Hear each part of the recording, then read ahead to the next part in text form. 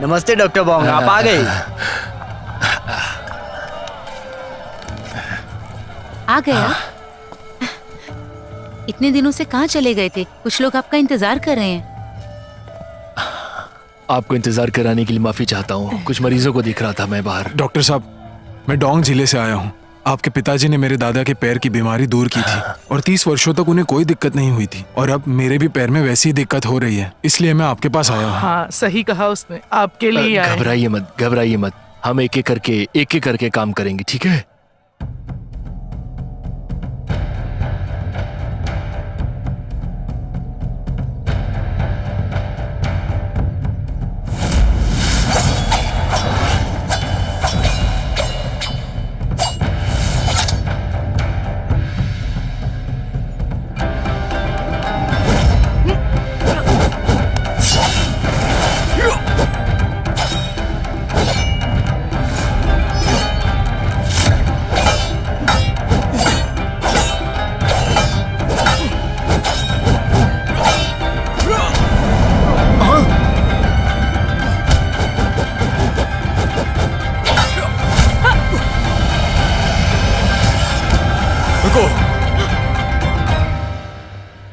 महाराज, अगर कोई गलती हुई हो तो माफ कीजिए।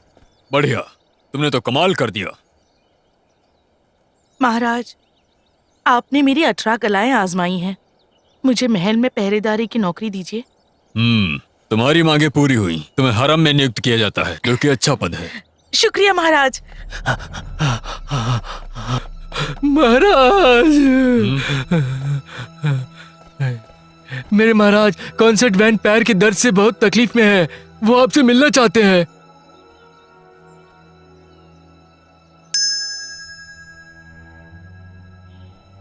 महारानी, कैसा लग रहा है? आराम से।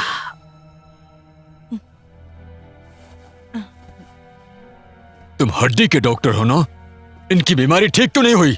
मुझे माफ कर दीजिए, मुझे माफ कर दीजिए। रुक जाओ, मैं महारानी की बीमारी ठीक कर सकता हूँ, और चाइनीज दवाइयाँ धीरे धीरे काम करती है, और हमारी अंग्रेजी दवाइयाँ तुरंत राहत देती है।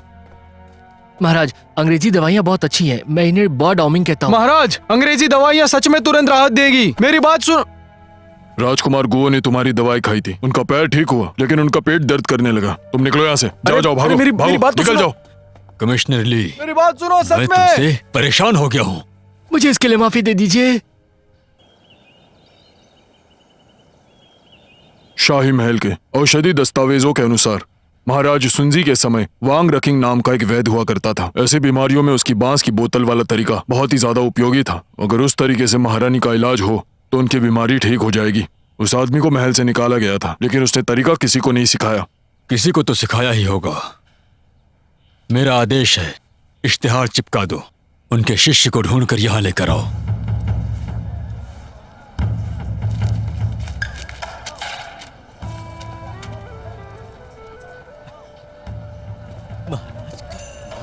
महाराज सुनजी के समय वांग रंकिंग नाम का एक शाही वैद्य हुआ करते थे। अगर कोई उनके मुर्शिद को जानता ये हो क्या तो उन्हें लिखा है? महल लेकर आए। महाराज का फरमान है। वांग रंकिंग, हाँ। अरे ये क्या कर रहे ए, रुक जाओ, कहाँ जा रहे हो? अरे पिताजी, रोको उसे। पिताजी, पिताजी, पिताजी, आप बड़े खुशकिस्मत हैं। आपको शाही महल में बुलाया गया है। खुशकिस्मत है? कैसी खुशकिस्मत? क्या कर रहे हैं आप? इसकी बात तो सुन लीजिए। आप इसे क्यों मार रहे हैं? जरा दिखाओ, कहीं चोट तो नहीं लगी? ठंड से बचाना बस आप। हाँ?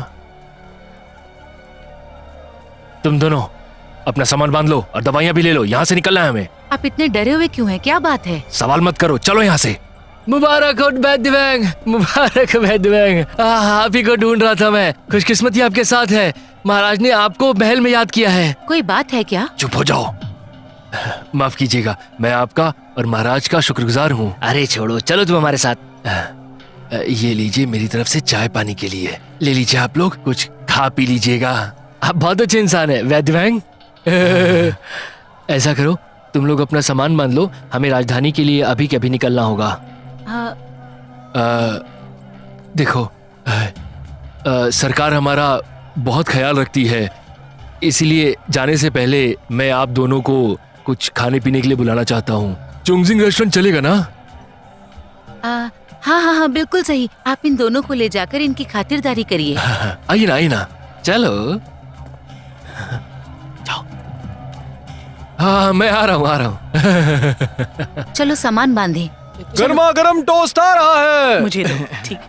शुक्रिया। आपकी थाली तैयार है। लगता है होटल की मालिक की बीवी है। छोड़ो मुझे, ये क्या कर रहे हो? संभल जाओ वरना बीवी को बता दूंगी। कैसे चल रहा है सब?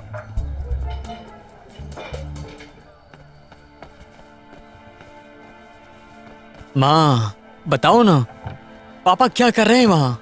उन्हें शाही महल में जाना चाहिए पर वो यहाँ छुप रहे हैं।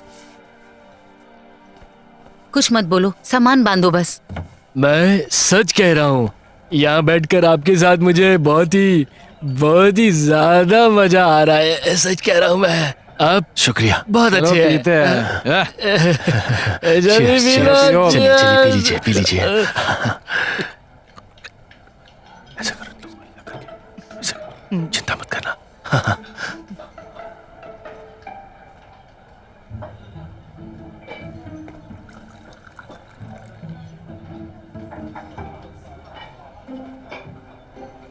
चलिए एक और जाम पीते हैं।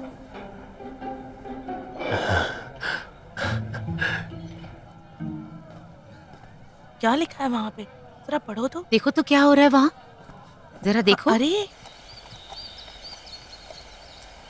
तुम लोग पीछे क्यों रह गए? हम कब पहुंचेंगे? हम लोग 1 महीने में राजधानी पहुंच जाएंगे। अगर सम्राट ने मुझे कोई शाही पद दे दिया तो मैं तुम दोनों को भी सम्मान दिलवाऊंगा। आपका बहुत बहुत शुक्रिया। चलो।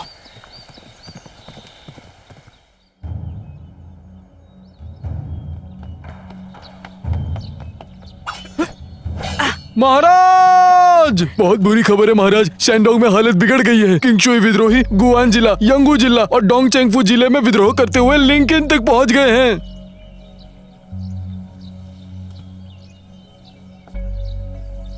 मेरा फरमान है, जनरल सू हेडे 10,000 सैनिक लेकर विद्रोहियों को पूरी तरह से कुचल दे।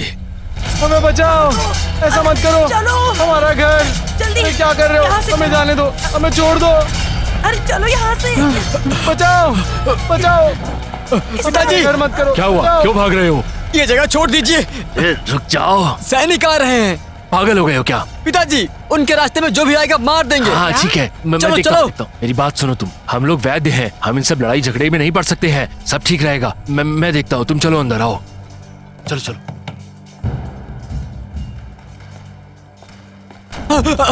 सबको बाहर निकालो, चलो। पिताजी, पिताजी। इनका इलाज कराओ जल्दी। सेनापति, ये सभी मेरे मरीज हैं। इनको लेके जाना ठीक नहीं रहेगा। ये महान सम्राट के सेनापति हैं। चलो हमारे साथ। मरना नहीं चाहते तो चलो। सोच समझ कर बोलिए। अगर हम इनका इलाज नहीं करेंगे तो क्या कर लेंगे आप लोग, बताओ जरा। मेरी बात ना मानने की तुम्हारी इतनी हिम्मत? तो मार डालो मुझे। पीछे हट जाओ, मेरी बात सुनिए। इतना कठोर मत बनिए। मेरे आदमियों को माफ कर दीजिए। मैं आपके सामने भीख मांगता हूँ। मेरी जान बचा लीजिए। सेनापति, सेनापति।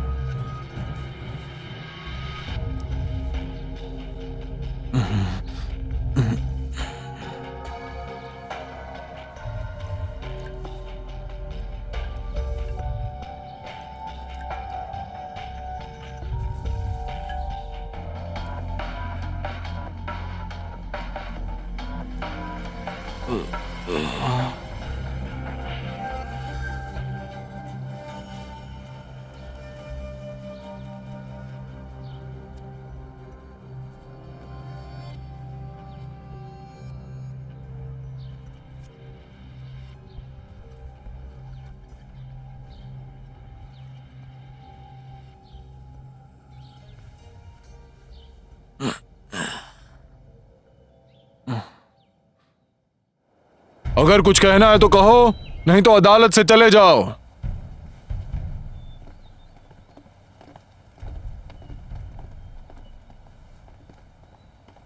महाराज, हाल ही में जो मौसम में बदलाव हुआ है उसे महारानी की हालत थोड़ी ठीक हो गई है। जनरल सू पधार रहे हैं। पिताजी आराम से। महाराज, उठ जाओ उठ जाओ। शुक्रिया महाराज। हम लोग युद्ध जीत चुके हैं और सुनने में आया था कि तुम्हें एक तीर लगने से घायल हो गए थे। तुम्हारा जख्म कैसा है? शुक्रिया महाराज, अभी मेरा पैर भी ठीक है। मुझे एक वैद्य मिल गया था जिसने बांस की बोतल से ठीक किया। बांस के बोतल वाला वैद्य? महाराज, कहीं वो वांग रकिंग का शिष्य तो नहीं? अब वो वैद्य कहाँ पर है? महाराज, मैं उन्हें शाही महल में लाना चाहता था उनके अद्भुत तरीकों की वजह से। हालांकि मैं सोच नहीं सकता था कि वो आधे रास्ते में ही चले गए। चला गया? महाराज, कहीं ये वो तो नहीं जिसको शाही सूची में डाला था? महाराज, क्या आप उस आदमी को जानते हैं? मुझे संदेह है कि वो उसी रोंग रुकिंग का शिष्य है जो शुनजी के समय में शाही वैद्य थे। मैं चाहता हूं कि उसे बुलाओ। मैंने गलती कर दी। अगर मुझे पता होता तो मैं उसे आधे रास्ते में यूं इस तरह जाने नहीं देता। महाराज, मैं उसे रोकता। और वैसे भी उसने पिताजी की जान भी बचाई थी। मेरी बेटी सही कह रही है। मुझे दुख हो रहा है कि मैं उसका शुक्रिया अदा भी नहीं कर पाया। महाराज, मैं यहाँ से जाने से पहले मैंने कुछ नई सेनाओं को शामिल किया है जो शांति रखने में मदद करेंगे। मैंने ठीक किया ना? मैं अभी उनके पास जाकर उस वैद्य को ढूंढने के आदेश देता हूँ। रहने दो, मैं कोई तरीका निकालूंगा।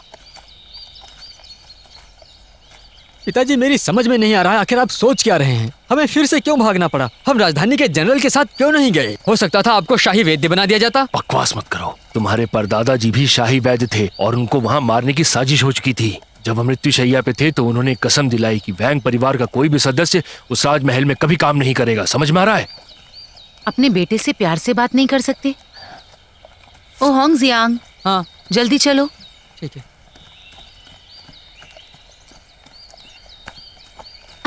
आराम से। महाराज, हमारा जहाज सांगडोंग पहुंच चुका है। हमें लिंकिंग में रुकना है। महाराज, अभी अभी लिंकिंग में विद्रोह हुआ था। मुझे डर है कि वो जगह सुरक्षित नहीं है और हम पिछली बार गर्मी में ही लिंकिंग आए थे। हम फिर उधर क्यों जा रहे हैं? जो बोला है वो करो। हाँ, मैं समझ गया महाराज।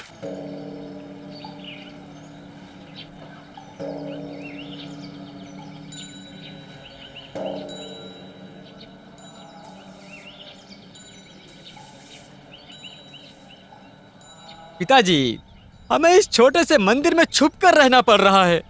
मैं नहीं रह सकता। तुम्हें कुछ नहीं पता। मंदिर गुंडों और सैनिकों से सुरक्षित है। हमें यहाँ कोई खतरा नहीं। निश्चिंत रहो। मुझे रोशनी देखे हुए कई दिन हो गए हैं। मैं बाहर जाकर हवा लेना चाहता हूँ। नहीं, तुम चाहते हो कि वो सैनिक तुम्हें पकड़ के ले जाए? कितने दिन हो गए हैं? सैनिक कब के जा चुके हैं? सरकारी कर्मचारी घबराए हैं। उन्होंने सैनिकों को भेजा है। उन्होंने देख लिया तो बोलो। फिर मुझे चिंता नहीं। जो भी हो, मैं बाहर जाकर ताजी हवा लेना चाहता हूँ। इसके अलावा मैं मंदिर के आंगन में ही रहूंगा। दूर कहीं नहीं जाऊंगा। सही कह रहा है। ये बाहर जाएगा तो इसे अच्छा लगेगा। मेरा भी यहाँ मन उब रहा है। शुक्रिया माँ। वापस आओ। जाने भी दीजिए, खाना खाइए। तुम्ही ने बिगाड़ा है। हमारे परदादा के जमाने से लेकर अब तक कई पीढ़ियां बीत गई। आप कुछ ज्यादा ही सोच रहे हैं और यहाँ छिपकर बैठ गए हैं। ये उनकी आज्ञा का उल्लंघन होगा। हाँ, कुछ नहीं सुनते।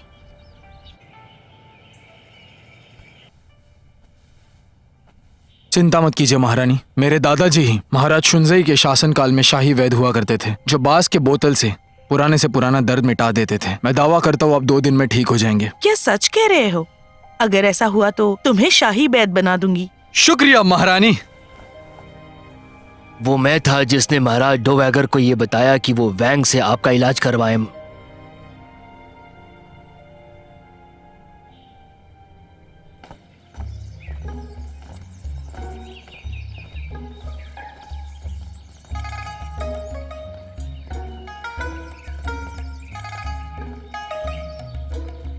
बिल्कुल आश्चर्य नहीं होता सम्राट कंगजेई यहाँ बार बार क्यों आना पसंद करते थे। पहाड़ पर वो बोधि मंदिर, पहाड़ों के कई अमर गुरु का वास। ए जानेमन, क्या कमाल की लग रही है। अब मेरे साथ तो चल। अबे बूढ़ा मेरे रास्ते से। दादाजी हट जाओ। चमक छल्लो आ भी जा, तुझे चांद हट तारे जाओ। दिखाने में। अरे आ तो तुम्हारी हिम्मत कैसे हुई मुझे पीछे से हमला करने की।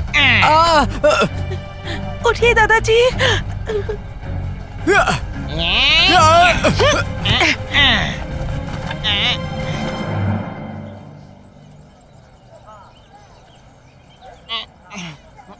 अरे जाने दो मुझे।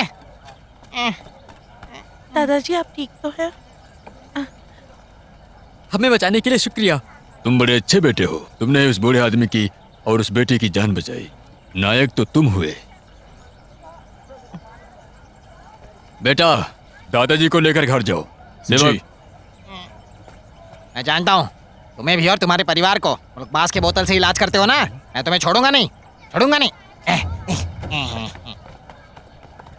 क्या हुआ महाराज? आपके पैर को क्या हुआ? जब उस लड़के से निपट रहा था तो पैर में लग गई। मुझे देखने दीजिए। हाँ, रहने दो, तुम कोई वैद्य थोड़े हो। वैद्य ही हूँ। आपको एक राज बताता हूँ। हमारा खानदान हड्डी की बीमारियों को बांस के बोतल से ठीक करने के लिए प्रसिद्ध रहा है। मेरे परदादा शाही वैद्य थे। सम्राट ने हमें भी शाही महल में आने का न्योता दिया था, इसलिए हम छिप रहे हैं। महल में जाना तो गर्व की बात है, फिर तुम गए क्यों नहीं? आपने सही कहा, लेकिन मेरे पिताजी वहाँ जाने नहीं देंगे। महाराज, दर्द बढ़ता जा रहा है। अगर मैं आपको पिताजी से चलकर दिखा दूं तो? आप बड़े उदार हैं। सीधे चलिए। हाँ, बदमाश लड़का, ये मेरे लिए कोई परेशानी ना खड़ी कर दे।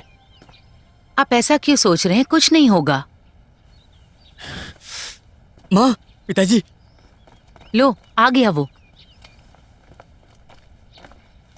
पिताजी, माँ। देखो, मैंने कहा था ना। महाशय, आपका बेटा कोई मुसीबत में नहीं फंसा है। वो तो न्याय के लिए लड़ रहा है। पिताजी, माँ, इनका शुक्रिया अदा कीजिए। आज तो मैं मर ही गया होता। क्या? मुझे देखने तो कहीं चोट तो नहीं लगी? आपकी मदद के लिए शुक्रिया। पिताजी, मुझे बचाने के चक्कर में इनके पैर में चोट आ गई, इसीलिए यहाँ ले आया। इनकी मदद कर दो। शुक्रिया महाशय। अरे आप देख क्या रहे हैं? जल्दी कीजिए ना। आइए आइए, इस तरफ, इस तरफ। आपका पैर दिखाइए। आपके पैर में तो कोई तकलीफ नहीं है। महाशय, शायद आपके हाथों से ही मेरी बीमारी ठीक हो। ईमानदारी से कहूं तो मेरे पैर में पहले से ही समस्या थी। पूर्वी हवाएं चलते ही दर्द होने लगता है। क्या आपको ठंड महसूस हो रही है? आप अभी ठीक हो जाएंगे। होंग जियांग, हाँ, मेरा कप लेकर आओ।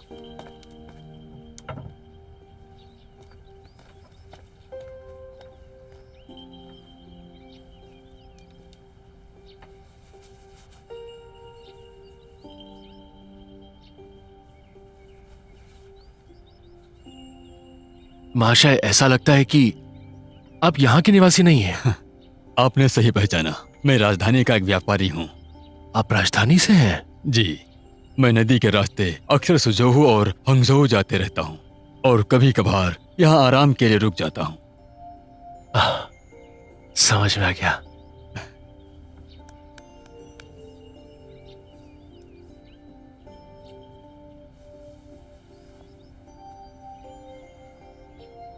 अब राहत है। आपके हाथों में तो जादू है। इसकी क्या जरूरत है? ये बस एक प्रयास था मेरा। आप तो ज्यादा ही बचाव कर रहे हैं अपना। मुझे आपको बताना चाहिए, आपकी कला बहुत उम्दा है। मेरी माँ बहुत ही बीमार रहती हैं। कई सालों से मैंने उन्हें कई वैद्यों को दिखाया है, लेकिन उनके ऊपर कोई दवाई काम नहीं करती है। मैंने आपके जैसा वैद्य कभी नहीं देखा। आप मेरे साथ राजधानी चलिए, मेरी माँ का इलाज कर दीजिए। आपका सारा खर्चा मैं दे दूंगा। क्या सोच रहे हैं आप? मुझे माफ कीजिए महाशय, मैं राजधानी में इलाज नहीं करूंगा। पिताजी आप। चुप रहो। वैद्य जी, लिंकिंग का हर आदमी उस वैद्य को जानता है जिसने बांस से सेनापति की जान बचाई थी। शाही सेना आपको ढूंढ रही है। ये सही नहीं है, मैंने किसी सेनापति को नहीं बचाया है।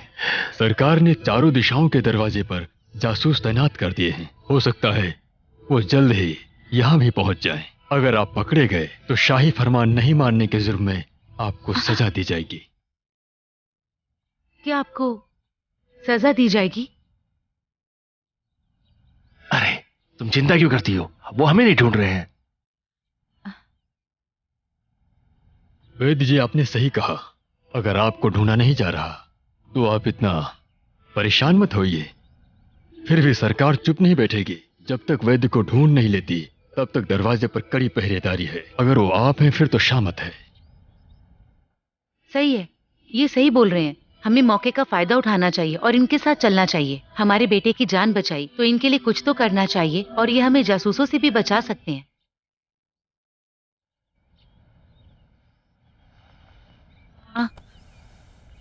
महाशय, क्या आप वाकई हमें शहर में ले जा सकते हैं? चिंता मत करो, शहर से बाहर जाने के लिए व्यापारियों की कोई खबर नहीं ली जाती। आप लोग मेरे साथ ही रहना। सुनो, हमें इनका कहा मानना चाहिए। बिल्कुल, माँ ने सही कहा। ठीक है, अब आप कह रहे हैं तो हम आपके साथ राजधानी में चलेंगे। बस ध्यान रहे कोई हमें देख ना पाए। आपकी माँ का इलाज करने के बाद आप हमें वापस हमारे घर शैंगडोंग भेज देंगे। हाँ जरूर। राजकुमार, इसे निकालने का समय आ गया है। ठीक है।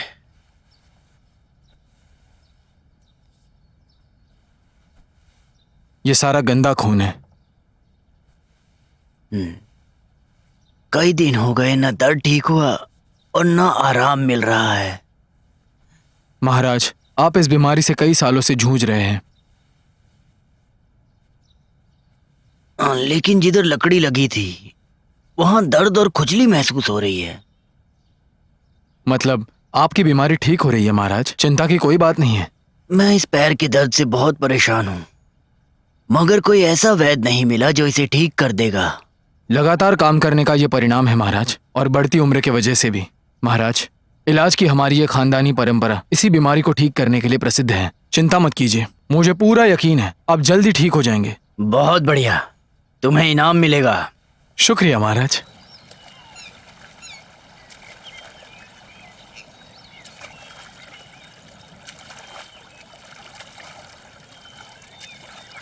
अरे माँ, यहाँ पर तलवार किस लिए है?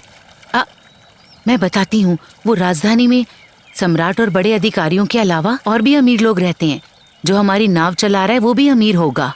हाँ, फिर ठीक है। नसीब या बदनसीबी। क्या हुआ? ये अब क्या बड़बड़ा रहे हैं? अभी तक नींद में हो क्या? इसकी वजह से। इसकी वजह से?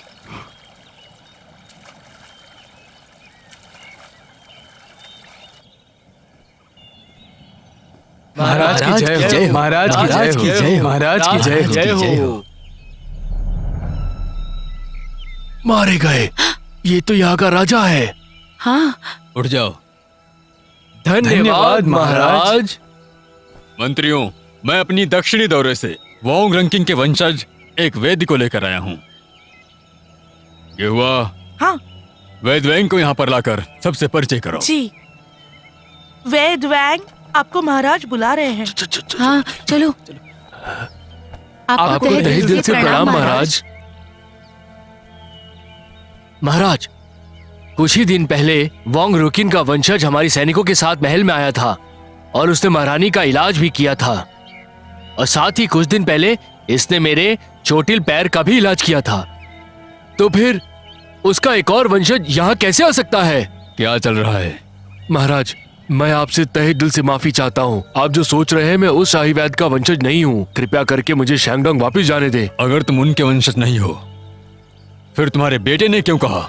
महाराज, ये बच्चा नादान है, महाराज इसे माफ कर दे। महाराज, हम माफी मांगते हैं। तुमसे एक बार और पूछता हूँ, तुम उनके वंशज हो या नहीं? नहीं, हम वो नहीं है। सबको ले जाओ, मार दो। नहीं, हम निर्दोष हैं। हमें छोड़ दीजिए महाराज, हम निर्दोष, हमने कुछ नहीं किया महाराज, हमें छोड़ दीजिए। पिता और पुत्र की बातों में फर्क है। एक बेटा उनका वंशज होने से इनकार कर रहा है और दूसरा बेटा कह रहा है कि वो वंशज है। मेरा आपसे निवेदन है कि कोई भी निर्णय लेने से पहले आप इस मामले की जांच पड़ताल करें। बिल्कुल सही। उन तीनों को निगरानी में रखो, समझ गए? उनके महाराज का अचानक से मन बदल गया, नहीं तो हम लोग मर गए होते अब तक। हम सबको यहाँ बंद कर दिया, पता नहीं कब बाहर जाएंगे। भगवान जाने। मैं उनसे बात करने जा रही हूँ। सम्राट ने खुद व्यापारी बनने का नाटक क्यों किया? हम कोई अपराधी नहीं है जो ऐसा कर रहे हैं। तुम उनसे बात करोगी? तुम एक औरत हो। माना मैं एक औरत हूँ, पर तलवार भी उठा सकती हूँ मैं। हमारे साथ ऐसा नहीं कर सकते। मैं बात करूंगी उनसे। रुक जाओ, वापस आओ।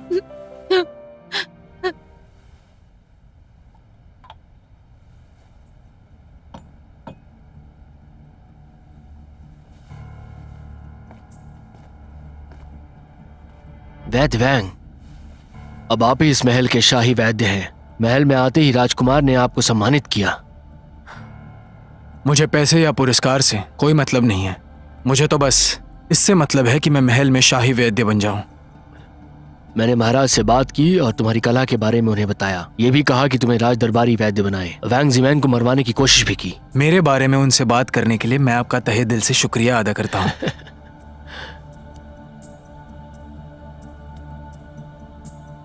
गुरुजी, लगता है वो आदमी सच में वांग परिवार का वंशज है और वांग जियांग नकली है।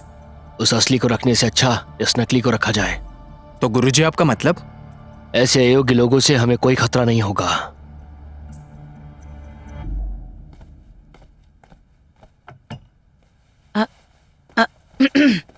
क्या मैं आपसे कुछ पूछ सकती हूँ? महाराज हमसे क्या चाहते हैं? 1 महीने से ऊपर हो गया, कोई कुछ बता ही नहीं रहा हमें। गुरु कमिश्नर ली का कहना मानो तो मुझे लगता है आपके साथ कुछ गलत होगा। वो हमें मारना चाहते हैं क्या? मैं बस ये कहूंगा कि दूसरे वैद्य ने अपना काम अच्छे से कर लिया, फिर तो आपकी जरूरत नहीं। खचाक। हाँ? बस करो, खाना खा लो, छोड़ दो उसे।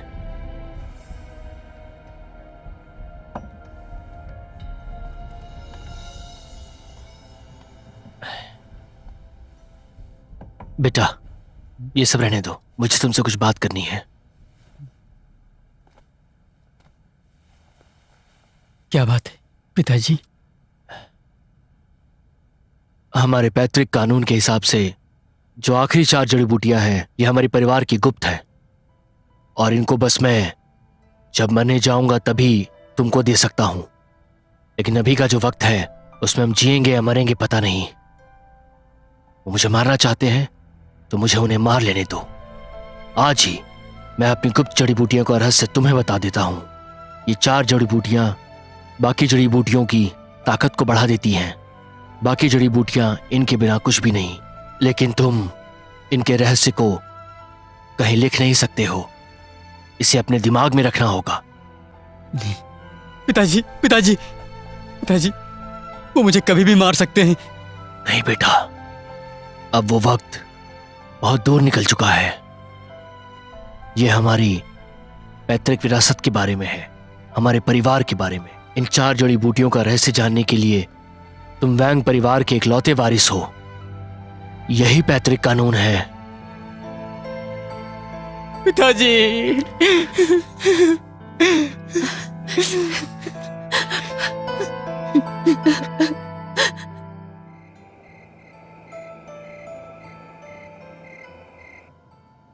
मेरी जान, क्या हुआ तुम्हें? मुझे बचा लीजिए महाराज, मैं मरने वाली हूँ। महाराज, महारानी वान मुश्किल से सांस ले पा रही है। इनकी जिंदगी खतरे में है। हमें जल्द से जल्द कुछ करना होगा। यहाँ पर कौन वैद्य इनकी मदद कर सकता है? क्यों ना वैंग जिमैंग को मौका दे, जो शेंगडोंग से आया था। अगर वो असली वंशज होगा तो इस मामले में वो जरूर कुछ करेगा। वैंग जिमैंग, जल्दी करो, उन्हें लेकर आओ। जी महाराज। देखो बेटा, आज के बाद से तुम हमारी 5वीं पीढ़ी हो, हमारे परिवार की 5वीं पीढ़ी। महाराज का आदेश है कि वैंग जिमैंग को दरबार में पेश किया जाए। कहाँ ले जा रहे हो? बेटा तुम ध्यान रखना। बेटा मैं आऊंगा। छोड़ो इन्हें। जो मैंने बोला वो ध्यान रखना। रुक जाओ। हम उन्हें मारने के लिए नहीं ले जा रहे हैं। महारानी की सेहत बहुत खराब है। चलो जल्दी।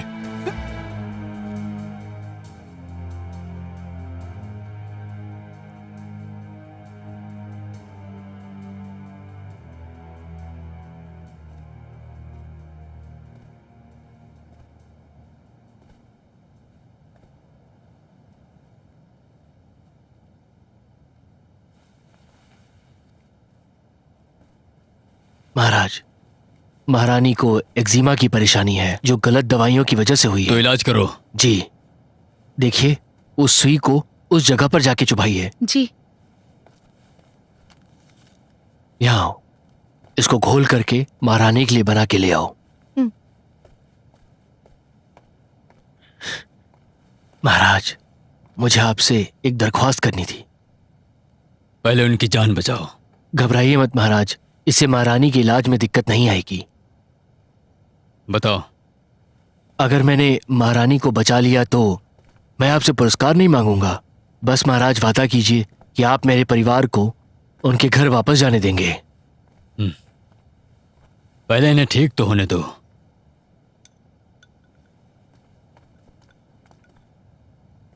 ठीक है मेरी जान, अब कैसा लग रहा है? महाराज, बेहतर महसूस कर रही हूँ। जल्दी करो, महारानी के लिए एक और बनाओ। महारानी को थोड़े गर्म पानी की आवश्यकता है। महारानी अब बेहतर महसूस कर रही हैं। महाराज, क्या ये नए वैद्य जी हैं? तो इन्हें पुरस्कार देना चाहिए। नहीं महारानी, मैं तो बस एक साधारण इंसान हूं।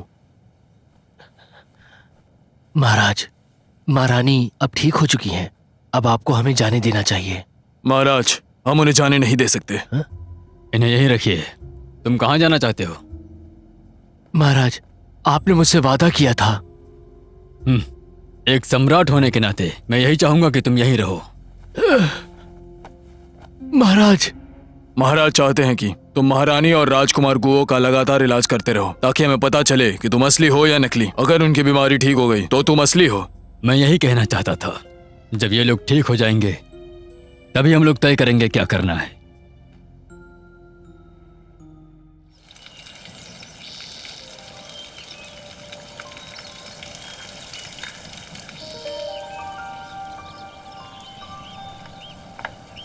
महारानी जी, वोंग कितने कमाल के वैद्य हैं ना। सिर्फ 15 दिन ही हुए और आप कितना अच्छा महसूस कर रही हैं।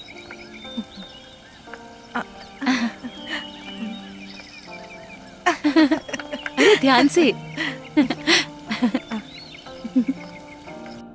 राजकुमार, ये जो परेशानी है ये रक्त धमनियों में जमाव की वजह से है, जो कि ठंड लगने से हुई है। आपने बिल्कुल सही कहा वैद्य वैंग। हमारी महारानी भी ऐसे ही बीमारी से पीड़ित थी। लेकिन घबराने की कोई बात नहीं राजकुमार, आप एकदम ठीक हो जाएंगे। सिर्फ 4 खुराक लेनी है। 4 खुराक? क्या सच में? वैद्य वैंग, आपका बहुत बहुत शुक्रिया। राजकुमार गुओ, आपको बढ़िया वैद्य कौन लगे? वैद्य वैंग जिमेंग या वैंग झैंगचिंग? जब से वैद्य वैंग जिमेंग मेरा इलाज कर रहे हैं उसके बाद से मेरा मन हल्का रहने लगा और खून भी काफी अच्छे से चलने लगा। मैंने ऐसा कभी महसूस नहीं किया, लेकिन वैंग झैंगचिंग के समय ऐसा नहीं था। राजकुमार, ये सब इसलिए हुआ कि हमने खास मरहम लगाया था सुई लगाने के पहले, जिसमें एक खास तरह की घाव भरने की क्षमता है। राजकुमार और महारानी के 2 दिन के इलाज के बाद वो लोग ठीक हो जाएंगे। उसके बाद आप मेरी तरफ से महाराज को ये कह देना कि वो पहले मुझे पुरस्कृत करें, उसके बाद नौकरी दे दें। महल में मुझे 3रा स्थान तो मिलना चाहिए। समझ गया, मैं पहले ही महाराज से बात कर चुका हूँ। हम इस राजमहल में 20 सालों से हैं और अभी तक 4थे रैंक तक पहुंचे, लेकिन मैं कोशिश करके आपको 3री रैंक पहुंचाऊंगा। शुक्रिया कमिश्नर ली। वैद्य वैंग, क्या हो रहा है? चलो हमारे साथ। क्या कर रहे हो? चलो। मुझे जाने दो। वैंग चेंगजिन, सच बताओ, क्या तुम ही वैंग रुकिंग के वंशज हो? हाँ महाराज, मैं जब बच्चा था तभी मेरे पिताजी ने बांस के बोतल से मुझे इलाज करना सिखाया था। बांस की बोतल से इलाज करने की यह हमारी परंपरा हमारे परदादाओं के जमाने से चल रही है और शुंजी के शासनकाल में वो वैद्य थे। तुम्हारे परदादा का नाम क्या था? बताता हूँ महाराज। परदादा का नाम वांग रुकिंग था। महाराज, ये लड़का झूठ बोल रहा है। रिक्विंग मेरे परदादा जी का नाम था। यूनुस शाही, दस्तावेज में देखिए कि कितने वैंग रुकिंग थे। जी महाराज, शाही महल के औषधि विभाग के दस्तावेज के अनुसार सिर्फ एक ही वांग रुकिंग थे। वो मेरे परदादा थे, तुम नकली हो। जो सच है वही सच है, कोई भी झूठ सच नहीं बन सकता है। वैंग चेंगजिन, तुम्हारा खानदान इलाज के लिए कितनी औषधि का प्रयोग करता है? मेरे पिताजी ने मुझे 48 रामबाण औषधि बताई थी। वैंग जिमेंग, और आपको? महाराज, मेरे परिवार की गुप्त जड़ी बूटियों में 48 जड़ी बूटियां हैं। शाही औषधि विभाग के दस्तावेज में भी 48 रामबाण औषधि का ही जिक्र है। वैंग चेंगजिंग, तुम इतने दिनों से इलाज कर रहे हो, पर महारानी की हालत में सुधार क्यों नहीं हो रहा? और राजकुमार गुओ को तुम्हारे इलाज के चलते बोतल जहां लगाते थे वहां खून भी जम गया। इसके बारे में क्या कहोगे? महाराज, हर किसी का मामला अलग अलग होता है। शायद मेरा खानदानी नुस्खा उन पर काम नहीं कर रहा, इसीलिए वो ठीक नहीं हो पा रहे। बकवास। देखिए महाशय, मैं आपसे कुछ सवाल पूछ सकता हूँ? क्या आपकी दवाओं में कॉम्फी और टोड है क्या? महाराज, देखा आपने, यह आदमी नकली है। ये मेरे गुप्त रामबाण के बारे में जानना चाहता है, वो भी आपके सामने। अगर आप उत्तर नहीं दे सकते तो आप जड़ी बूटियों के बारे में कुछ नहीं जानते हैं। तुम्हें तो मेरे पास वो है जिसका प्रयोग खून बहने से रोकने के लिए और धब्बे साफ करने के लिए किया जाता है। सही मात्रा क्या होगी उनकी? कॉम्फी 5.5 ग्राम दिया जाता है। देखा मेरे महाराज, महारानी के ठीक न होने का और उनकी तकलीफ में आराम न होने का एक बहुत बड़ा कारण है कॉम्फी का डोज। ये रक्त संचार करके सूजन और दर्द में आराम देता है। इसकी अधिकतम मात्रा मात्र 3.6 होनी चाहिए। अधिक मात्रा में दिए जाने पे इसके दुष्प्रभाव हो सकते हैं। यही कारण है कि महारानी को इस दवा से कोई फायदा नहीं हो रहा था। और दूसरा कारण है सुई से इन्फेक्शन, और ये इसलिए हुआ क्योंकि तुम्हारे इलाज में सुइयों का सही इस्तेमाल नहीं हो रहा था, जिसकी वजह से मरीज को कोई आराम नहीं मिला। महाराज, मेरे पिताजी ने एक बार मुझे कहा था, जब मेरे परदादा राजमहल में वैद्य थे तब वहाँ पे वैंग हुआड नाम के एक वैद्य ने उन्हें फंसाने की कोशिश की थी, लेकिन अफसोस वो ऐसा नहीं कर पाया। मुझे लगता है वो परदादा जी इन्हीं के वंशज थे। क्या बकवास कर रहे हो? मेरे पिताजी ने मुझे बताया था कि परदादा को नया तरीका ढूंढने कहा था, महल में नई जगह दी थी। वैंग चेंगजिन, तुम कहाँ से हो? मैं हूँ, मेरे पिताजी ने कभी मुझे बताया नहीं, लेकिन मुझे पता है कि मैं लिंगनान में पला बड़ा हूँ। वैंग जिमेंग, तुम्हारा असली घर कहाँ है? महाराज, मेरा घर शेंडोंग के गोन में है।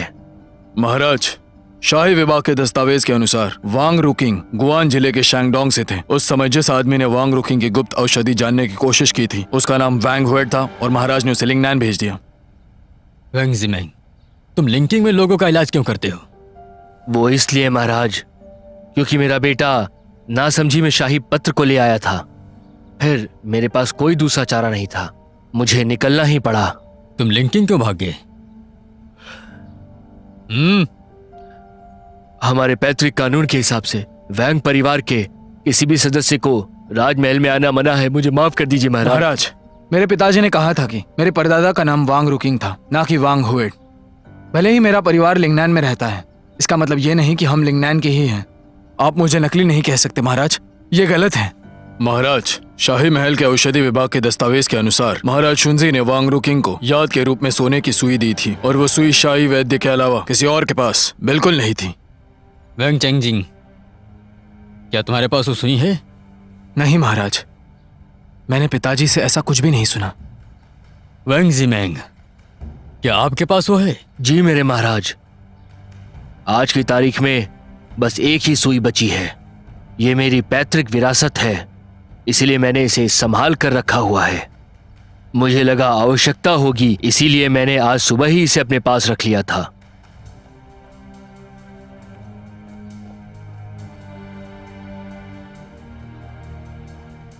वैंग चेंगजिंग, तुम्हारी हिम्मत कैसे हुई? परदादा को लिंगाना भेजा गया था ना? वैंग रुकिंग से धोखा करने के चलते, और अब तुम उनसे भी आगे बढ़कर खुद को वैंग रुकिंग का वंशज बताने लगे। झोला छाप वैद्य बनकर लोगों को धोखा देते हो। इसे मार दो। महाराज, मुझे सच में ये नहीं पता था, मुझे माफ कर दीजिए महाराज। महाराज, हाँ? मेरे और इनके बीच का मतभेद हमारे पूर्वजों के द्वारा शुरू किया गया था। अब जब इनको इसकी जानकारी नहीं है तो इनकी जान को बख्श दिया जाए। बेशक तुम कन्फ्यूशियस और मेंसियस के गृहनगर से हो, ठीक है, मैं तुम्हारी बात मानता हूं। इसकी जिंदगी बख्श दूंगा। वैंग चेंजिंग, मेरे परदादा ने तुम्हारे परदादा को उस समय लिंगाना भेजा था, और अब मैं तुम्हें सीधा दक्षिण रेगिस्तान भेज रहा हूं। और अब तुम कभी भी वैद्य नहीं रहोगे। बहुत बहुत शुक्रिया महाराज।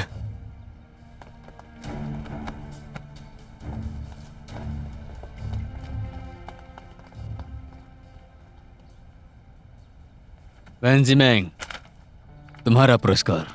मैं तुम्हें 5वें दर्जे का शाही वैद्य बनाता हूं। तुम्हारी पत्नी को अधिकारी पद और तुम्हारे बेटे को एक पद देता हूं। महाराज। और सुनो, तुम्हें इतना ही नहीं, 100 सोने के सिक्के, 1000 चांदी के सिक्के और सिल्क के 10 डब्बे, राजधानी में एक मकान भी दिया जाएगा। महाराज, मैं आपका तहे दिल से शुक्रगुजार हूं। चाहे जो भी हो, मुझे ये सब नहीं चाहिए महाराज। और तुम्हें क्या चाहिए?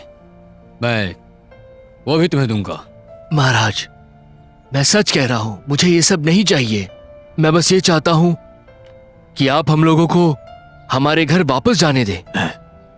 वैद्य वैंग, आप महाराज को निराश मत कीजिए, आप यहीं पर रहिए। मैं समझता हूं महाराज, मैं इसके लिए माफी चाहता हूं, लेकिन मैं बस अपने घर वापस जाना चाहता हूं। वैंग जिमेंग, पता है तुम शाही वैद्य नहीं बनना चाहते। तुम्हारे खानदानी कायदे के चलते दूध का जला छाछ भी फूंक फूंक कर पीता है। महाराज, मेरी गलती के लिए क्षमा प्रार्थी हूं मैं। तुम्हारा मतलब है कि मेरी सेवा करना उतना खतरनाक है जितना किसी बाघ की। सही कहा ना? मैं ऐसा नहीं कह सकता, मैं ऐसा नहीं कह सकता। महाराज, मैं दावे के साथ कह सकता हूँ, वैद्य वैंग के कहने का मतलब वो नहीं था। पता है। वैद्य वैंग, हमारे महाराज बड़े चतुर हैं। उन्होंने शेंगडोंग से आपको ढूंढ कर लाया है। अब फिक्र मत कीजिए। ठीक है, मैं अपना फिर वचन देता हूं, अब से कोई परेशान करता है तो मैं न्याय दूंगा।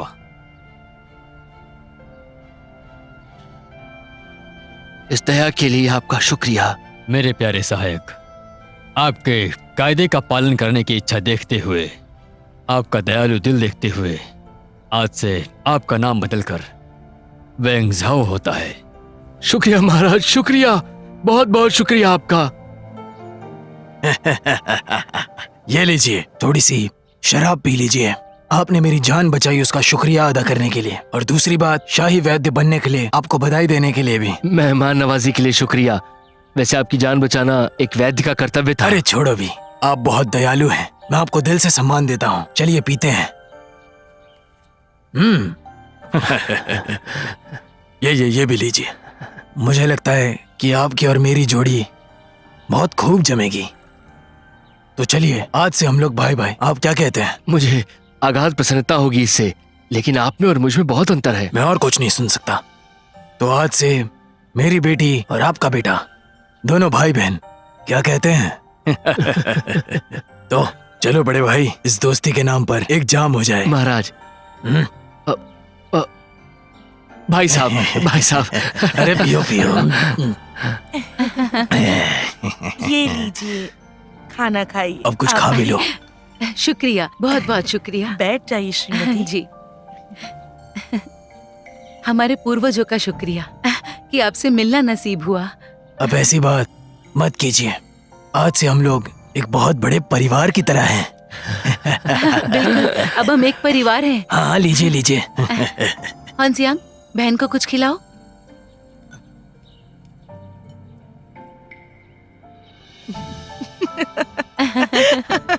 तुम तो डरे हुए हो। अगर महल में तुम्हें कोई परेशान करे तो मुझे बताना, और अगर तुम्हें लड़ाई सीखनी हो तो भी मुझे बताना। सुनो, भैया के साथ मजाक नहीं। हाँ, समझ गई पिताजी। ये बच्चे हैं, इनसे क्या ही बोलना हमें।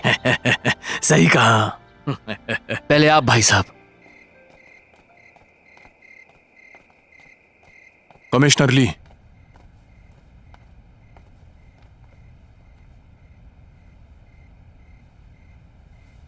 कानून के अनुसार मुझे नहीं पता आपसे क्या कहना चाहिए, लेकिन आप महारानी को कई साल से ठीक नहीं कर पाए, तो जाहिर सी बात है महाराज आपको तवज्जो नहीं देंगे। आपको पता है आज महाराज ने वैद्य वैंग को बुलाया था। दूसरे मामलों में मैं मदद कर सकता हूँ, लेकिन औषधि मामले में बिल्कुल नहीं। ये हो ही नहीं सकता।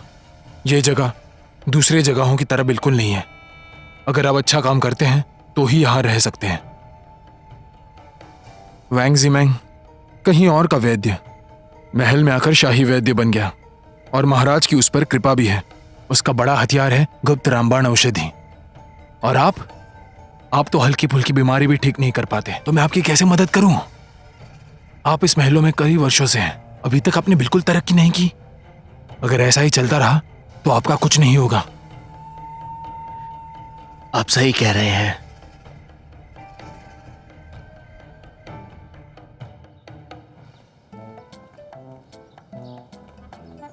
वैद्य वैंग, अगर आपको यहाँ काम करने में कोई परेशानी हो तो आप बेझिझक मुझे बताइएगा।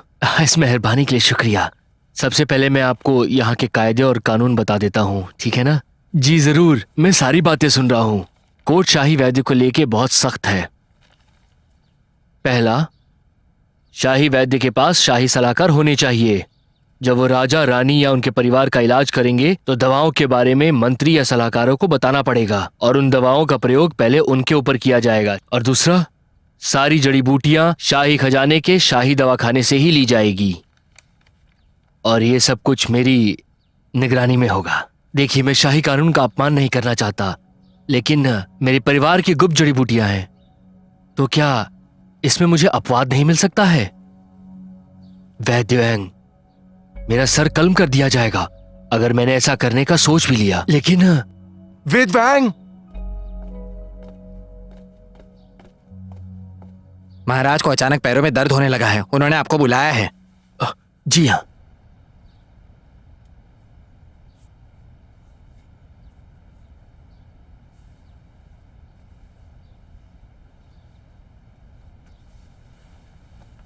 महाराज, क्या आपके दर्द में कुछ कमी आई? दर्द तो कम हुआ, पर तलवे दर्द होने का कारण क्या है? देखिए महाराज, इसका बस एक ही कारण है, ह्यूमैटिज्म। आपको अब और ज्यादा चलना फिरना होगा, पर ज्यादा मत चलीजिएगा। सही कहा। मैं अब 50 साल का होने वाला हूँ। सेहत का ध्यान रखना चाहिए। वैद्य वैंग जी, अभी आपने जिस सुई का प्रयोग किया था वो उसी सोने की सुई थी क्या जिसे शंझाई ने दिया था? महाराज ऐसा ही होगा। चांगू से बनी हुई सुई की बनावट बहुत अच्छी होती है और वो सख्त भी होती है, साथ ही शरीर को कोई नुकसान भी नहीं होता है।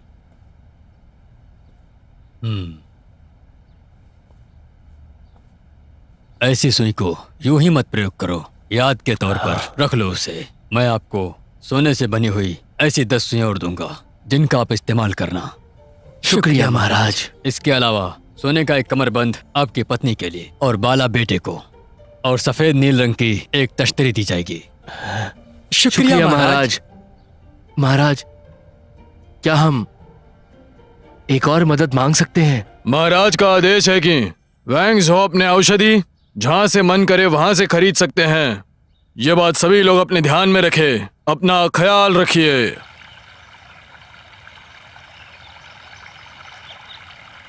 ध्यान रखिएगा। वैद्य वैंग, आप तो चमत्कार करके दिखाते हैं। मेरे हाथ और पैरों का दर्द बढ़ता जा रहा है। कमिश्नर ली की दवाई भी काम नहीं कर रही।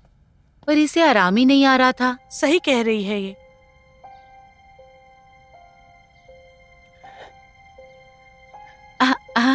अरे आप कब आए? चलो चलो आइए ना। आइए आइए, अंदर आइए। आइए। आइए, यहाँ बैठिए ना। कमिश्नर ली, अगर आपको जरूरत थी तो मुझे बुला लिया होता। मैं तो बस यहाँ से निकल रहा था तो सोचा मिल लूं। आपको कुछ और तो नहीं चाहिए? इसके लिए आपका बहुत बहुत शुक्रिया। वैद्य वैंग, पिछली बार जो आपने मुझसे दरख्वास्त की थी, मुझे लगता है उससे शाही कानून का उल्लंघन हो जाएगा। मैं जानता हूं नए वैद्य को ये सब नहीं पता। मैं तो बस कोशिश कर रहा हूं कि आपको शाही कानून से अवगत करा सकूं। मैं जानता हूं कि आपके परिवार की एक गुप्त विद्या है। देखिए वैद्य वॉन्ग, मैंने नहीं सोचा था कि आप ये बात महाराज से जाके बोल देंगे। कमिश्नर ली, आप मुझे गलत समझ रहे हैं। कमिश्नर ली, आप मेरे पिताजी को गलत समझ रहे हैं। मेरे पिताजी ने आपको बताया नहीं, इसलिए बात करने का तरीका सुधार लो तुम।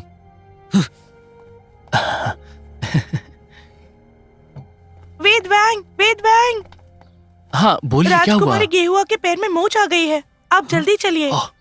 राजकुमारी गेहुआ, जल्दी जाइए। नहीं, राजकुमारी गेहुआ ने कहा है कि होंगजानी उनका इलाज करेंगे। अभी उनके पास अनुभव नहीं है, वो उनका इलाज नहीं कर पाएंगे। कोई बात नहीं, कोई बात नहीं, आप बेटे को जाने दीजिए। तुम देख क्या रहे हो, जल्दी जाओ, जल्दी।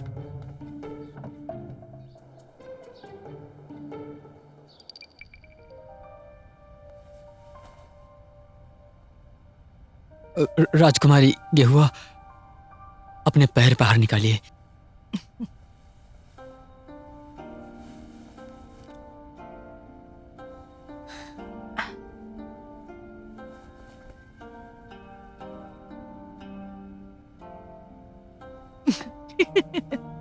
तुम तो डरे हुए हो, कैसे वैद हो तुम? यहाँ पर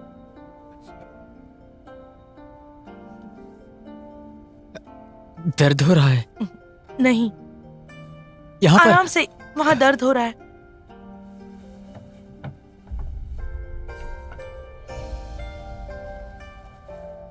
राजकुमारी गेहुआ, आप चिंता मत कीजिए, ज्यादा दर्द नहीं होगा, बस एक मधुमक्खी के काटने जैसा लगेगा। हाँ तुम कर लो, मुझे दर्द नहीं होगा।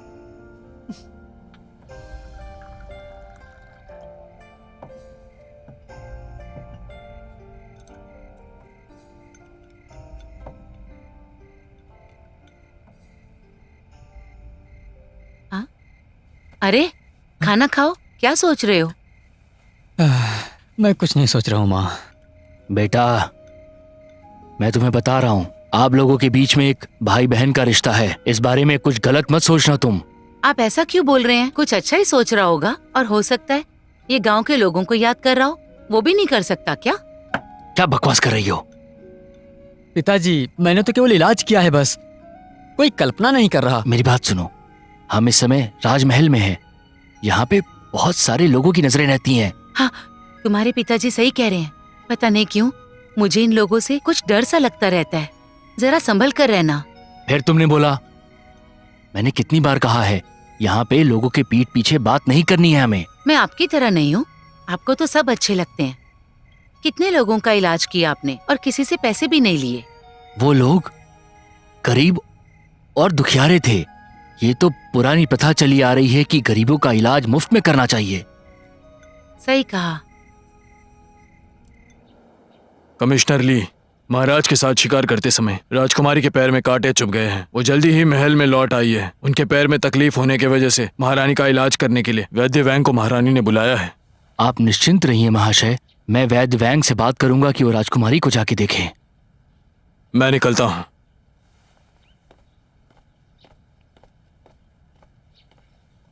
फूल और पौधों से परेशानी? क्या? आज राजमहल के शाही वैद्य वोंग महाराज को देखने गए हैं, वो आज नहीं आ पाएंगे। तो क्या वो इतने व्यस्त हैं? मुझसे ज्यादा महाराज की फिक्र है। उनसे कहना कल सुबह आकर मिले।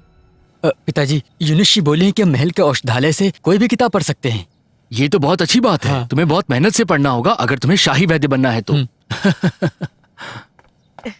चाचा जी, चाची जी, होंगजैंग। वाह, राजकुमारी गेहुआ आई हैं। आओ आओ, अंदर आओ। अरे उठो, बैठने दो। आओ बेटा, आइए बैठो। बैठिए। बैठिए।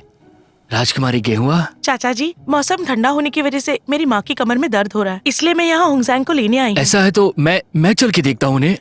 चाचा जी, माँ ने कहा है होंगजैन उन्हें ठीक कर देगा, और मेरी माँ ने उनके लिए एक तोहफा भी रखा है, वो उसे खुद देना चाहती हैं। अच्छा, आप उन्हें शुक्रिया कहिएगा। होंगजियांग, चलो जाओ। जाओ ना। हाँ।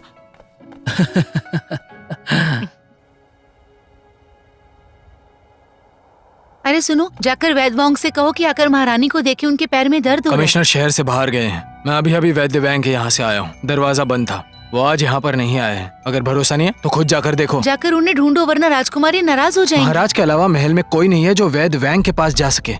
वो कल यहाँ नहीं आया और आज नौकरी पर भी नहीं आया। मेरी बात ना मानने की हिम्मत कैसे हुई? क्योंकि मेरे पिताजी महल में नहीं है। महारानी, मैं जाकर फिर से उन्हें ढूंढती हूँ। नहीं रहने दो। वैंग जोंग मेरे आदेश का उल्लंघन कर रहा है। मैं उसके पास कई बार गया कि वो दवाइयाँ लेकर के महारानी को जाकर के देखे, लेकिन वो नहीं जा रहा है। उसकी हिम्मत कैसे हुई? आप चाहें तो राजकुमारी से पूछ सकते हैं।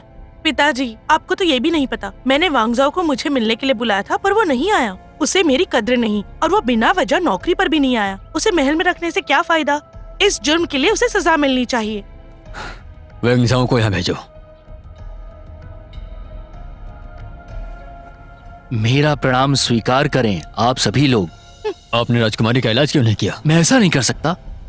मेरे पास तो कोई भी नहीं आया इनके लिए बुलाने को। तुम झूठ बोल रहे हो कि फैंग कई बार तुम्हें बुलाने आई पर तुम नहीं आए। मैंने किफैंग को पहले कभी नहीं देखा। महाराज, मैं कमिश्नर ली के पास गई थी कि वो वैद्य को महारानी के पास भेजें, पर कमिश्नर ली वहाँ नहीं थे। महाराज, मैंने अपने कामों को इसमें लिखा हुआ है। पहले दिन मैं शाही वैद्य के कमरे में राजकुमारी गहुआ की दासी का इलाज कर रहा था। मैं वहाँ पूरे दिन था। और दूसरे दिन राजकुमारी गहुआ मेरे बेटे को मेरे यहाँ पर बुलाने के लिए आई थी और मैंने अपना कमरा पूरे दिन नहीं छोड़ा। बस एक बार मैं शौचालय गया था। तो ये कैसे हो सकता है कि ये मुझे बुलाने आए हों? महाराज की जय हो। मैं यहाँ से गुजर रही थी। वेद वैंग ने जो कहा वो सच है। सितंबर की 2 तारीख को मैं डॉक्टर वैंग के पास अपनी माँ की इलाज के लिए गई थी। जरूर औषधालय विक्रेता से कोई गड़बड़ी हुई है। उसको भेजो। महाराज, अगर ऐसा है तो ये सब मेरे शिष्य की गलती है, ना कि वैद्य वोंग की। मेरा शिष्य जवान और लापरवाह है। ये सारी मेरी गलती है महाराज। मैं इसके लिए सजा भुगतने को तैयार हूँ महाराज।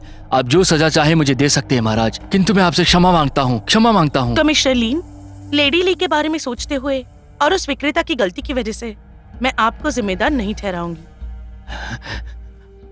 महाराज, दाल में कुछ काला है। कोई इन्हें फंसाने की कोशिश कर रहा है। जब महारानी तुम्हें दोष नहीं दे रही तो कमिश्नर ली, अपने सहायक को कायदा सिखाओ, आगे से ना हो।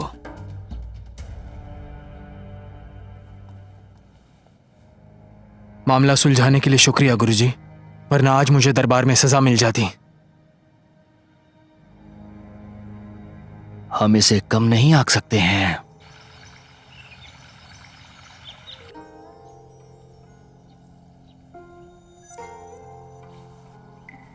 महारानी जी, हो गया। इस इलाज के बाद मुझे बहुत राहत मिलती है, लेकिन इससे दर्द कम नहीं होता। महारानी, चिंता मत कीजिए। आपकी ये हड्डियों की तकलीफ काफी पुरानी है, लेकिन आपको आराम मिल जाएगा। बस 2 बार दवाइयाँ लीजिए और 3 बार में आप ठीक हो जाएंगी। वैद्य वैंग, मेरे आलस के कारण इतनी बड़ी गलती हो गई और आपसे मिलने में नहीं आ सका था। आपको मेरे वजह से तकलीफ उठानी पड़ी। मैं मौत की सजा पाने का हकदार हूँ। उठ जाओ। हाँ, उठो। देखो, इसमें इतना घबराने वाली कोई बात नहीं है। हो जाती है गलतियां कभी कभी। पर तुमने महारानी का हुक्म हम तक क्यों नहीं पहुंचाया? कमिश्नर को पता था वैद्य वैंग कई लोगों के इलाज में व्यस्त थे। जब वो बाहर चले गए थे तो मुझे सब इंतजाम करने को कहा था। ये सब मेरी गलती है, इसमें कमिश्नर की कोई गलती नहीं मुझे है। तुम पर भरोसा नहीं। अब ये सब बातें दोबारा मत बोलो। माफी मांग रहा है ना ये। माफ करने के लिए शुक्रिया। आगे से मैं अब जो कहोगे वो जल्दी से कर दूंगा, ये मेरा वादा है। नहीं, इसकी कोई जरूरत नहीं है। हम लोग शाही महल में साथ काम कर रहे हैं और हमें एक दूसरे का पूरा ध्यान रखना चाहिए, ठीक है ना? बिल्कुल सही कहा आपने। अगर आपको शाही महल में कोई भी औषधि चाहिए ना तो सबसे पहले मैं दूंगा। पिताजी, हमारे पास हुतुनिया और लिसोरिस औषधि खत्म हो गई है। वैद्य वैंग, हमारे औषधालय में ये सभी औषधियां हैं, मैं लेकर आऊं? रुको, होंगजियान जंगल से खुद ले आएगा। आपको पता है हम लोग ज्यादातर औषधियां हिमालय पहाड़ से लेके आते हैं। हमें उसकी जरूरत नहीं है। देखो बेटा जी। जाओ, तुम इनके साथ चले जाओ। वैद्य वैंग, शाही औषधालय अभी बंद हो गया है, फिर भी मैं आपके लिए लेकर आता हूँ। नहीं, बस इसको अपने साथ जाने दो तुम। जाओ बेटा। इस तरफ।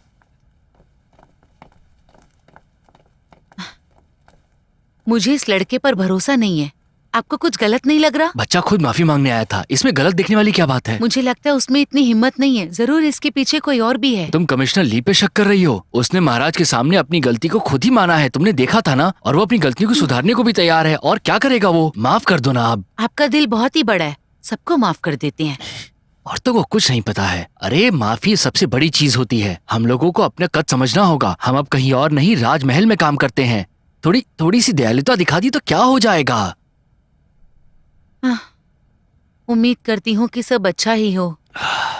पिताजी, हाँ,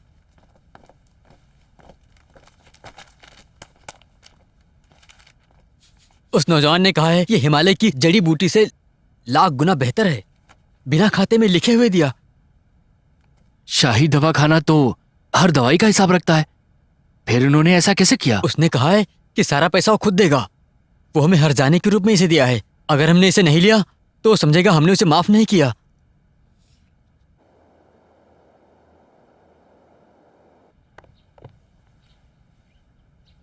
इस औषधि से आज ज्यादा खुशबू आ रही है। महारानी, बस खुशबू ज्यादा है, बाकी काम वैसा ही करेगी ये, घबराइए मत आप। पर ऐसी खुशबू पहले महसूस नहीं की। ये खुशबू वैसी ही है जैसे जंगल में मैंने सूंघी थी। इससे मुझे बहुत खुजली हुई थी। कहीं ये वही औषधि तो नहीं जो विदेश से मंगवा कर दी गई थी? ऐसा नहीं हो सकता क्योंकि वो अभी वहाँ नहीं थी।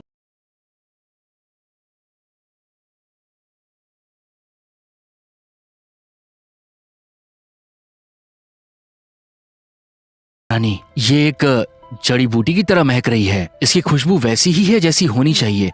वैसे मैंने ये आपको नहीं लिखी थी। क्या ये खुशबू आपको बाहर से आ रही है? हाँ, हो सकता है। चलो इलाज शुरू करो। ठीक है। होंगजियांग, चाचा चाची कहाँ हैं? वो महारानी को देखने गए हैं। ओह, क्या तुम शाही औषधालय का इस्तेमाल करते हो? हाँ, और वो औषधि कैसी है? पिताजी ने कहा था वो अच्छी हैं। हाँ, लेकिन पूछ क्यों रही हो? कुछ नहीं, बस ऐसे ही पूछा। होंगजियांग, तुम कितनी पढ़ाई करते हो? यूनिवर्सिटी ने मुझे ये किताब दिया और कहा मुझे इसे सब पढ़ना है ताकि मैं वैद्य बन जाऊं। तुम्हारा खानदानी तजुर्बा उन किताबों से ज्यादा बेहतर है। तुम परीक्षा पास हो जाओगे। मेरे पिताजी ने कहा था मुझे केवल हड्डियों के बारे में ही नहीं और भी जानकारी होनी चाहिए। ऐसे तो फिर तुम्हारी कई पीढ़ियां महल में शाही वैद्य बन के रहेंगी। होंगजियांग, तुम चाहते हो हर पीढ़ी शाही वैद्य बने? हाँ, जरूर चाहूंगा, पर पिताजी का पता नहीं। चाचा के ना चाहने से क्या होता है? मैंने तुम्हारे लिए कुछ सोचा है। क्या सोचा है? अगर तुम इसी महल में किसी लड़की से शादी कर लो तो तुम यहीं के होकर रह जाओगे। नहीं, मेरे पिताजी ने बचपन में ही मेरी सगाई किसी से करा दी थी। वो गांव में रहती है। शर्म की बात है ना। मतलब अगर मैं इसी महल की किसी लड़की से शादी कर लूं तो मेरे पिताजी नाराज हो जाएंगे। ये आसान है, मैं महाराज से कहकर तुम्हारी शादी करवा दूंगी। मेरी शादी करवाओगी? किसके साथ? क्या तुम्हें इस महल में कोई लड़की पसंद है?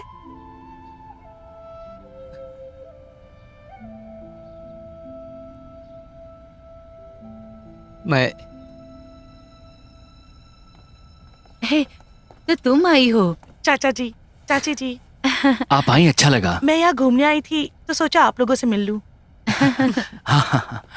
वेद वैंग, आपको महारानी को जाकर देखना चाहिए। उनकी आंखें लाल हो गई है और सूजन आ गई है। महाराज ने आपको जल्द से जल्द बुलाया है। हाँ, मैं बस अभी आ रहा हूँ। चलो। आपको जाने की जरूरत नहीं चाची, मैं इनके साथ चली जाती हूँ। हाँ ठीक है ठीक है, चलो जल्दी चलो, जाओ। चलो। हाँ। यहाँ आने से पहले इसकी खुशबू ऐसी नहीं थी, बस यहाँ आने के बाद ऐसे हुआ है। पिछले आधे घंटे से मेरे पूरे बदन में खुजली हो रही है। मुझे भी औषधि की खुशबू आ रही है। क्या ये खुशबू पहले थी? बिल्कुल नहीं पिताजी, वैंगजाओ को पता था मुझे इस खुजली से परेशानी होती है, फिर भी उसने मुझे ये औषधि दी। चिंता मत करो, अगर ऐसा कुछ हुआ तो मैं उन्हें बख्शूंगा नहीं, बिल्कुल नहीं। वैद्य वैंग आ रहे हैं। महाराज, मेरा प्रणाम स्वीकार करें। ठीक है, पहले ये पता लगाओ यहाँ चल क्या रहा है।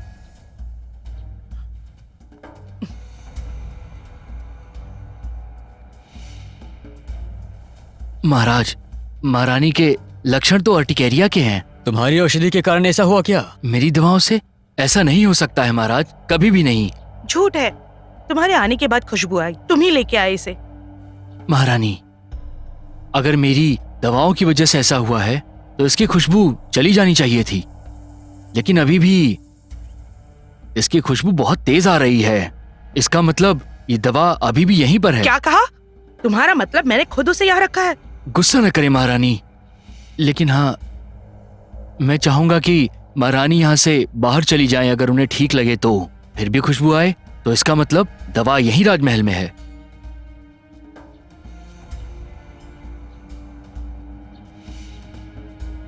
अब तुम्हें कैसा लग रहा है? पिताजी, अब मुझे काफी बेहतर महसूस हो रहा है। महाराज, यह हमें महारानी के बिस्तर के नीचे मिला।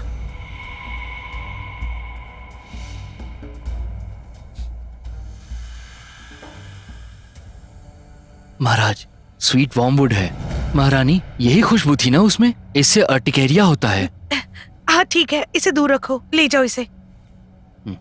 महारानी के बिस्तर के नीचे कैसे आया? मुझे डर है किसी ने ये जानबूझ के रखा था। जरा याद करो, वैद वैंग के पहले तुम्हारे कमरे में कौन आया था? सिर्फ चैंग्यू मेरे बिस्तर की सफाई करने आई थी, उसके अलावा और कोई नहीं आया था। महाराज, चैंग्यू की अभी अभी शाही बाग में हत्या की गई है। अभी अभी मैं शाही बाग के पास से गुजर रही थी तो मैंने देखा कि चैंग्यू भागी जा रही है। मुझे नहीं पता था क्यों, इसलिए मैं उसके पीछे गई।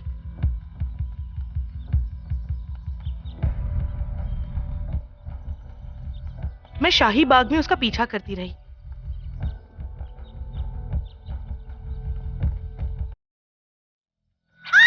तभी मुझे एक चीख सुनाई दी। जब तक मैं वहां गई, चैंग्यू को मार दिया गया था। मार दिया गया? पिताजी, इन सब के पीछे जरूर किसी का हाथ है, वरना कोई उसे क्यों मारेगा? वैद वैंग से भी उसकी कोई दुश्मनी नहीं थी, वो ऐसा क्यों करेगी? शायद कुछ दिन पहले उसने मेरा ब्रेसलेट तोड़ा था और मैंने उसे बहुत मारा।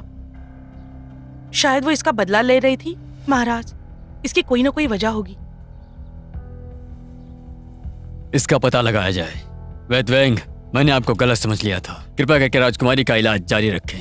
जी महाराज। वैद वैंग, मैंने आपको गलत समझा, कृपा करके मुझे माफ कर दीजिए। मैंने कुछ भी गलत नहीं किया है, तो मैं किसी आरोप से नहीं डर रहा हूँ। अब हर मौके पर वैद्य वैंग का कद शाही महल में बढ़ता जा रहा है, समझ रहे हो तुम? अगर महल में किसी को भी हड्डियों की तकलीफ हो तो वैंग के बिना काम ही नहीं चलता। कहीं ऐसा ना हो कि एक दिन तुम्हारी नौकरी चली जाए। मैंने अपने शिष्य को बहुत दिन पहले ही बोला था कि उनकी गुप्त जड़ी बूटियों की जानकारी लेके आओ। उतने से कुछ नहीं होगा। अगर हमें उसे रोकना है तो उसका गुप्त इलाज हमें सीखना होगा। वो किसी भी हालत में किसी बाहर वाले को वो विद्या नहीं सीखने देगा। वो कभी इसकी अनुमति नहीं देगा। यहां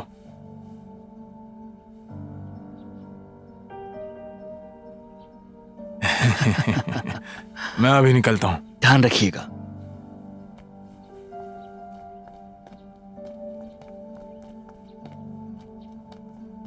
गुरुजी, क्या कर सकता हूं मैं आपके लिए?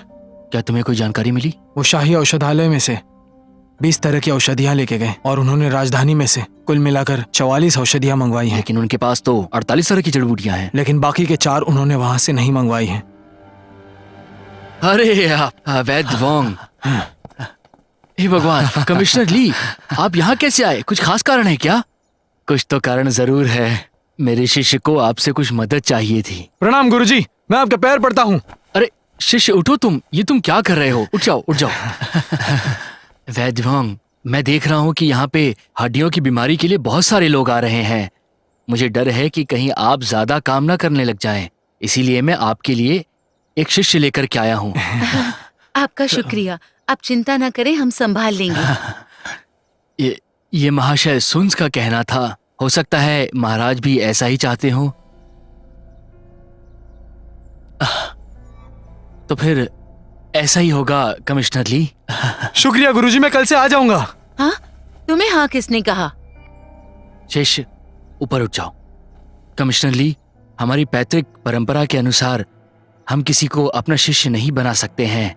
इस बच्चे को मैं अपने यहाँ पे मदद करने दूंगा। बस इसको अपनी कुछ दवाइयाँ खरीदने की अनुमति दे दीजिए, और इसे एक्यूपंक्चर भी अच्छे से आता है। ये आपकी काफी मदद कर सकता है। शिष्य, आज के बाद तुम इनसे सब कुछ सीखोगे। आप चिंता मत कीजिए कमिश्नर ली, मैं अपने नए गुरुजी से सब कुछ सीख लूंगा। ठीक है, ठीक है, बहुत बढ़िया।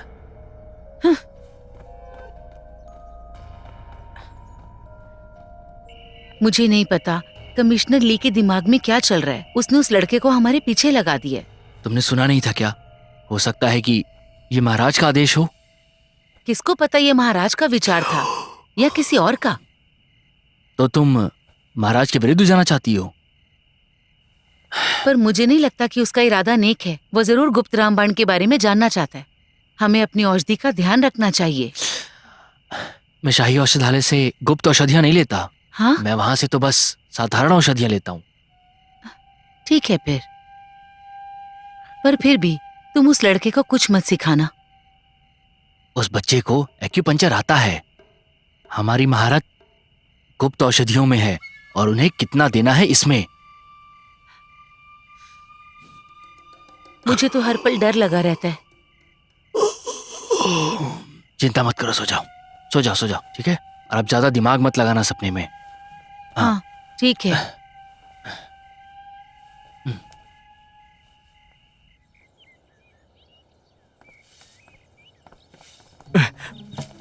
प्रणाम गुरुजी, दीजिए मैं पकड़ता हूँ। जल्दी आ गए तुम। हाँ, मैं तुम्हें अपना साथी नहीं मानूंगा। भले तुम मुझे अपना साथी मत मानो, लेकिन मैं तुम्हें बड़ा साथी मानूंगा। हम लोगों की उम्र और लंबाई लगभग एक ही है। लोग सोचेंगे हम लोग भाई भाई हैं। ऐसा ऐसा बिल्कुल नहीं है। तुम मेरे भाई नहीं। बेटा गुरुजी गुस्सा मत कीजिए, कुछ समय दीजिए, सब ठीक हो जाएगा। गुरुजी, मैंने सुना है कि सोने की सुई भी बनती है। तुम लोहे की सुई बना सकते हो। लोहे की सुई बना सकते हो?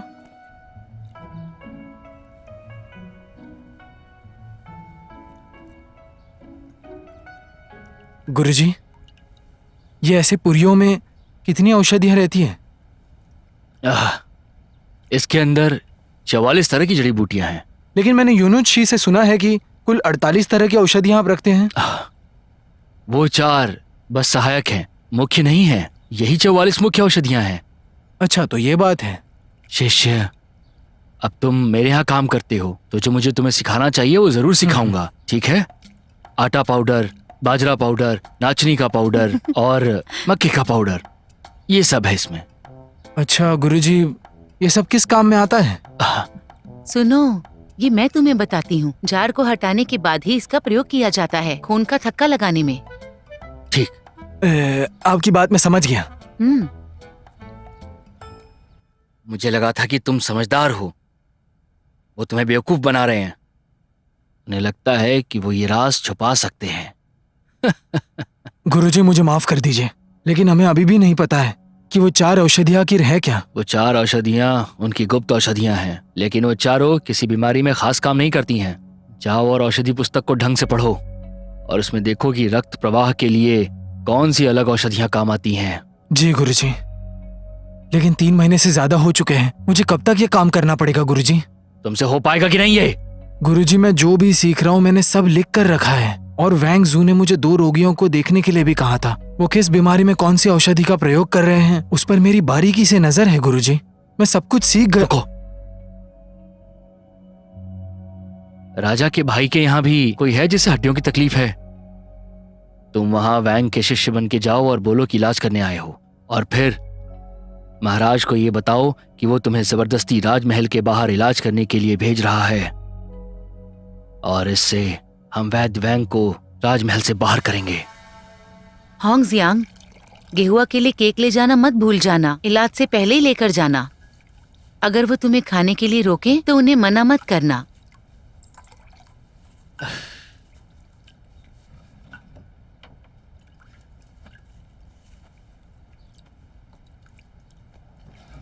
अरे, चैंगवा पोर्सिलेन की सुई कहाँ है? तुम में से किसी ने ली है क्या? मैंने तो नहीं ली। मैंने भी नहीं ली। ये तो बड़ी अजीब बात है। ये जो वैंग परिवार है जमीन से जुड़े हुए लोग हैं बेटा। दरअसल उन्हें यहाँ के सभी नियम कायदे पता नहीं है। इस जगह पर हमेशा राजनीति और षड्यंत्र होता आ रहा है। उनके लिए इस जगह को अपना पाना बहुत मुश्किल है बेटा, बहुत ज्यादा मुश्किल। गेहुआ, महाराज ने तुम्हें आदेश दिया है कि तुम्हें औषधालय पर कड़ी निगरानी रखनी होगी। हाँ पिताजी, मैं शाही औषधालय पर ध्यान रखे हुए हूँ। मुझे तो डर है कि कमिश्नर लीन और उनका सहायक वैंग परिवार के खिलाफ कुछ कर रहे हैं।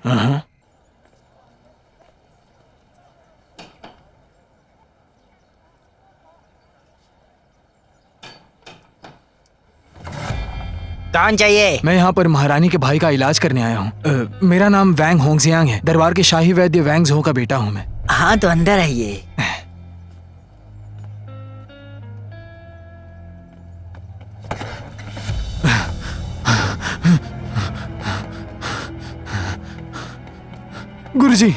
गुरुजी, आपने महारानी के भाई का इलाज करने को कहा था।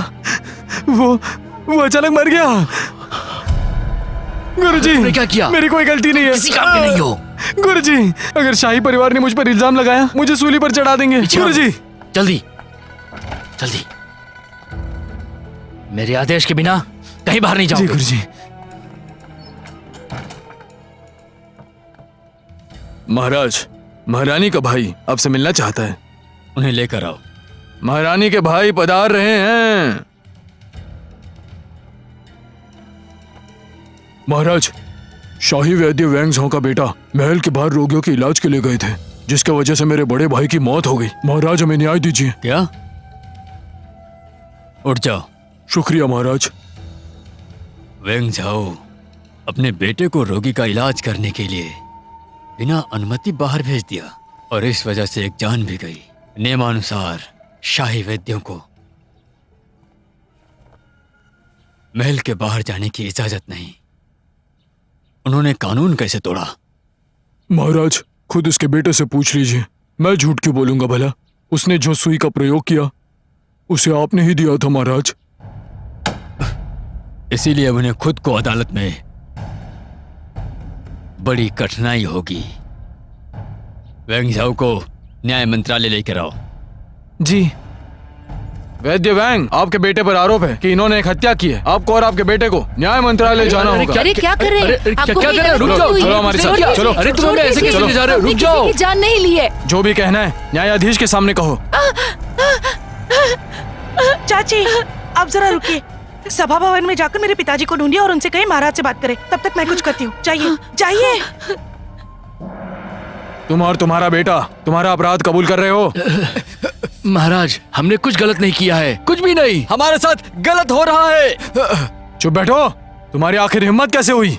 आपको नहीं पता आप हमें पकड़ के कैसी गलती कर रहे हैं। ऐसे पकड़ना महाराज के कानूनों के पूर्ण खिलाफ है। कानूनों के खिलाफ है? तुम लोग मेरे सामने नाटक कर रहे हो। सुनो, कोई से पढ़कर बताओ।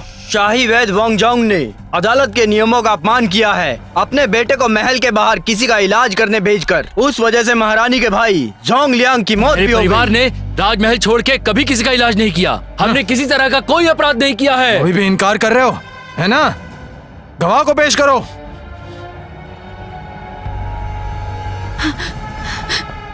रुको, कहाँ जा रही हो? मसीहा सुखी से मिलने आई हूँ। मसीहा सुखी काम के लिए बाहर गए हैं।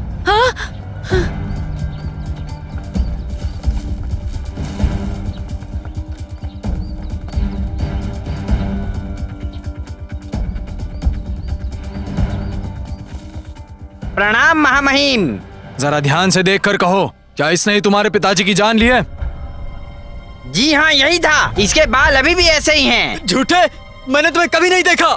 महाराज, उस दिन मेरा बेटा मिसेस सू के पैर का इलाज कर रहा था। क्या यही वो सोने की सुई है ना जो संजय ने तुम्हारे पूर्वज को दी थी? जी हाँ, ये बिल्कुल वही है।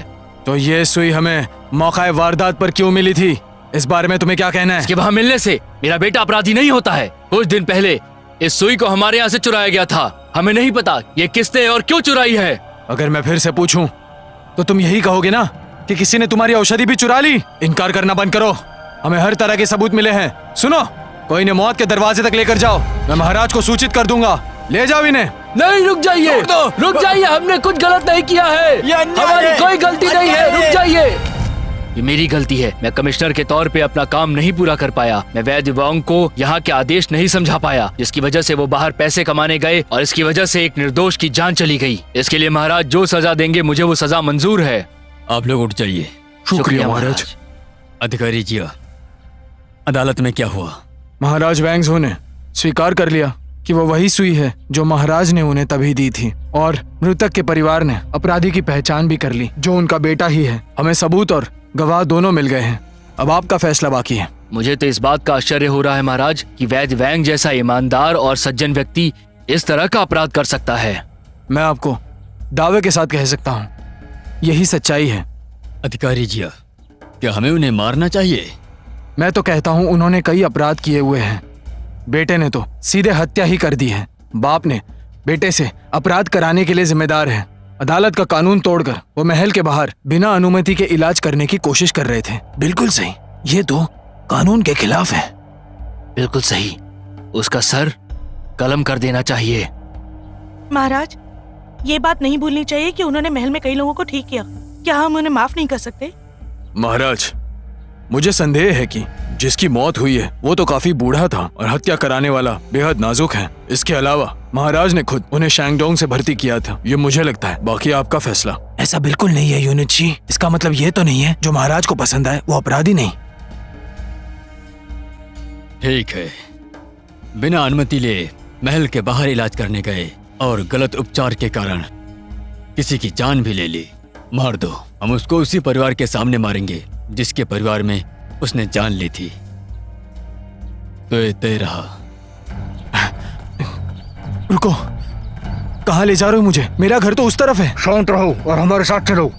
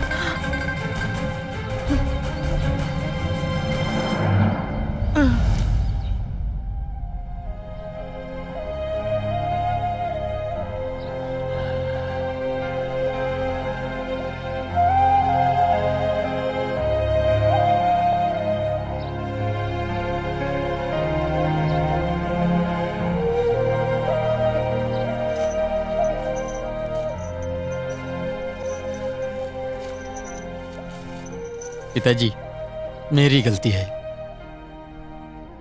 अगर मुझे पता होता तो महल आने की जिद नहीं करता। हम इसके लायक नहीं। मैं मरना नहीं चाहता। यही हमारी किस्मत है। हम किस्मत से नहीं लड़ सकते बेटा। मैंने तुम्हें कुब जड़ी बूटी के बारे में बताया था ना बेटा। उसमें की आखिरी जड़ी बूटी हड्डियों के इलाज में काम आती है। कितनी देनी है ये सबसे महत्वपूर्ण है। ये हमेशा दिमाग में रखना, ठीक है? कल के दिन मैं उनसे जाके बात करूंगा और कहूंगा कि सिर्फ मुझे मारे। नहीं पिताजी। मुझे खत्म तो करने दो ताकि तुम इसको आगे ले जा सको। जब तुम बाहर जाओगे तो पहाड़ों पे जाकर के इन जड़ी बूटियों का इस्तेमाल करना बेटा, और अपने परिवार का इतिहास जरूर अच्छे से लिखना, और अपने बच्चों को ये बताना कि वो कभी भी इस राजमहल में ना आए। पिताजी, मैं चाहता हूं कि आप जीवित रहे।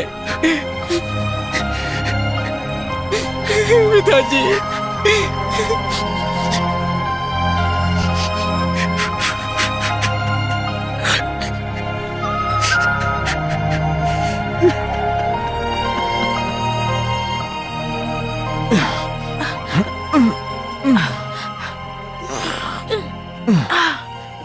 शुक्रिया मुझे बचाने के लिए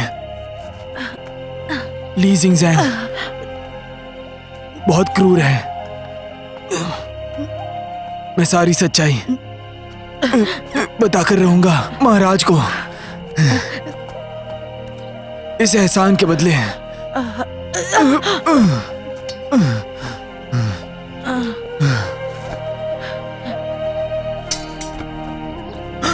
कौन है वहां?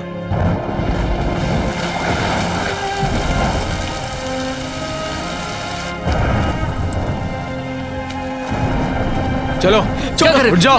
ऐसा मत करो। जल्दी चलो। रुक जाओ। महाराज का कहाँ आदेश जा है। रहे हो? ऐसा चलो। मत करो, मेरी बात तो सुनो। तुम्हारी मौत है, चलो। लेके जाओ, मुझे चलो। लेके चलो इसको, मत महाराज से बात लेके करो जाओ। सीधे। छोड़ दो मुझे। चलो, जल्दी चलो। रुक जाओ। जल्दी लेके चलो इन्हें। मैंने किसी को नहीं मारा चलो। पिताजी। चलो। रुक जाओ, रुक जाओ। मैं महाराज से रहम की भीख मांगूंगा।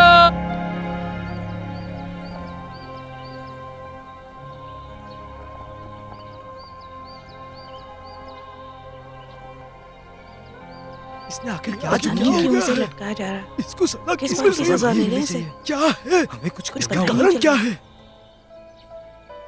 महाराज, ये सब कमिश्नर ली और अधिकारी सुआन का षड्यंत्र था। उन्होंने ही मुझे ऐसा करने को कहा था। वो चाहते थे कि वैंग परिवार को बदनाम करके उन्हें महल से भगा दिया जाए। इस बीच किसी की मौत हो गई। मैं मौत का हकदार हूँ, मुझे माफ कर दो महाराज। ऐसे घटिया आदमी हो।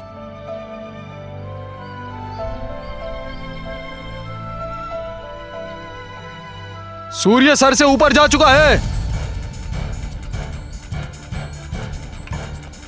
गला काट दो। मेरा बेटा। माँ, माँ, छोड़ दो मेरे बेटे को, छोड़ दो। हमने कुछ भी नहीं किया, हमें फंसाया जा रहा है। हमने किसी का खून नहीं किया। ये सब एक गलत फहमी है। मैं मरते दम तक लड़ूंगी। छोड़ दो। उसे बंदी बना लो। छोड़ दो बेटा। छोड़ दो।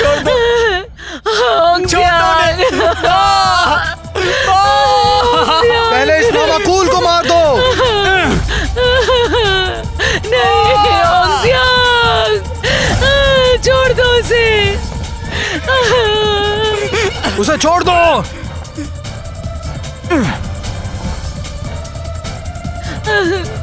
मैं महाराज का आदेश लेकर आया हूं।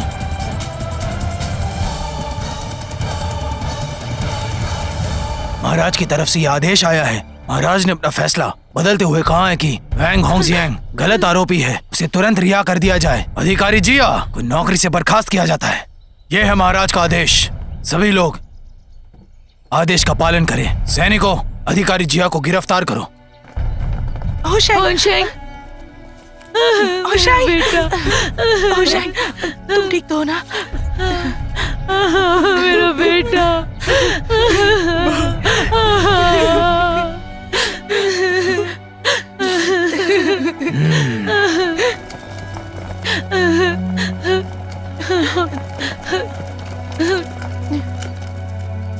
वैंग झाओ को यहाँ लाया जाए।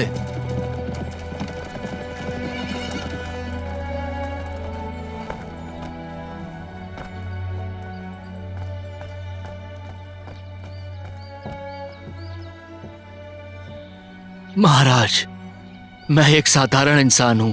मैंने कभी भी पैसा और ताकत नहीं सोची। मैं लोगों की जिंदगियां बचाता हूं अपने परिवार की गुप्त विद्या से, ताकि सभी लोग दर्द मुक्त और अच्छा जीवन जी सके। मैं यहाँ पर इतनी दूर राजधानी आया सिर्फ आपके कहने पर। अपने सभी उसूलों को एक तरफ रख के मैंने आपकी सेवा की है महाराज। मैं आपका आभारी हूँ। मैं आभारी हूँ महाराज। आपने हमें क्षमा किया। आप दयालु हैं। मैं एक वैद्य बनना चाहता था। मेरी जीवन से और कोई आकांक्षा नहीं थी। मैं कभी किसी परेशानी में नहीं पड़ना चाहता था, लेकिन शायद मेरी किस्मत खराब थी कि मैं यहाँ पर आया। लेकिन मैंने जो गलती नहीं की उसकी सजा मुझे मिल रही है। उसकी सजा मुझे मिल रही है महाराज। यह अन्याय है। अब हमें छोड़ दीजिए, हम यहाँ से चले जाएंगे। हमें जाने दीजिए।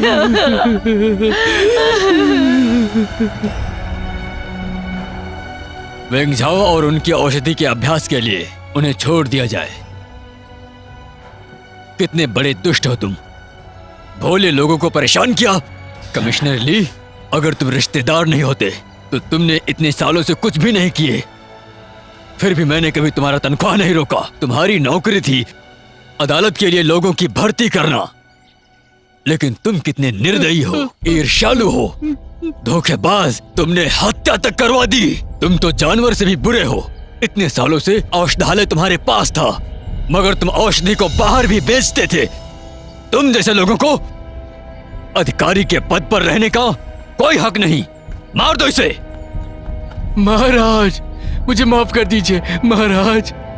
मुझे माफ कर दीजिए। अधिकारी स्वान, मैं तुम्हें अच्छा इंसान समझता था, लेकिन तुम तो जानवर निकले, शैतान कहीं के।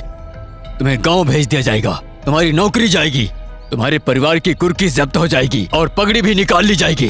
मुझे जिंदा रखने के लिए शुक्रिया महाराज, शुक्रिया महाराज, आपका बहुत बहुत शुक्रिया। और तुम साम्राज्य के जज हो ना, फिर भी दूसरों का पक्ष लेते हो पैसों के लिए। कितने बड़े शैतान हो तुम, कितने मामलों में घूस खाई, निर्दोषों को फांसी पर चढ़ाया। महाराज मुझे छोड़ दीजिए, ये मेरा पहला मामला था जहाँ मैंने गड़बड़ कर दी। महाराज मुझे माफ कर दो, मैंने कमिश्नर ली के कहने पर ये चुप रहो, कोई कानून से ऊपर नहीं है, राजकुमार भी नहीं। तुम ये जानते नहीं थे, अभी तुम्हें और सजा मिलेगी, तुम्हें निर्वासित कर दिया जाएगा। कोई आओ, इसकी टोपी निकालो। शुक्रिया महाराज, मुझे बचाने के लिए शुक्रिया। तुम सबने सुना ना, कानून के सामने सब बराबर हैं।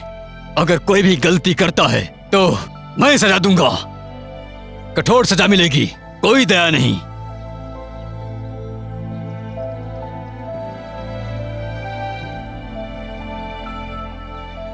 मेरे सहायक खड़े हो जाइए।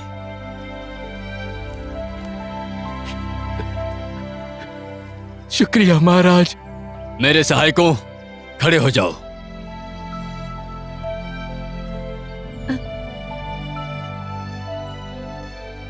जाओ।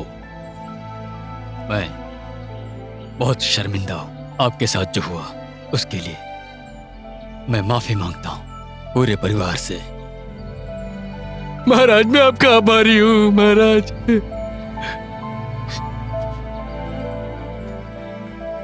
वेंग झाओ, अपना सम्मान ले लीजिए। मैं आपको तीसरे दर्जे पर औषधालय विभाग का कमिश्नर घोषित करता हूँ। वेंग होंगजियांग चौथे दर्जे पर वैद्य नियुक्त किए जाते हैं। झेंग गेहुआ को गश्ती सेना प्रमुख बनाया जाता है और चांदी दी जाती है। महाराज मुझे ऐसा कुछ भी नहीं चाहिए। कमिश्नर वांग, जब तक मैं जीवित हूँ आप यहीं रहोगे। लेकिन मेरे महाराज। कमिश्नर वैंग, इसे आप खुशी खुशी स्वीकार कर लीजिए। हमारे लिए आपको वापस शेंगडोंग भेजना बड़ा मुश्किल हो जाएगा। मैं एक और खुशी की घोषणा करता हूँ। आज मैं मेरी बेटी गेहुआ और वेंग होंगजियांग की शादी की घोषणा करता हूँ।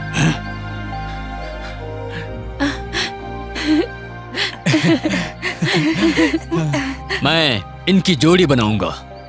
इनकी शादी आज से तीसरे दिन होगी।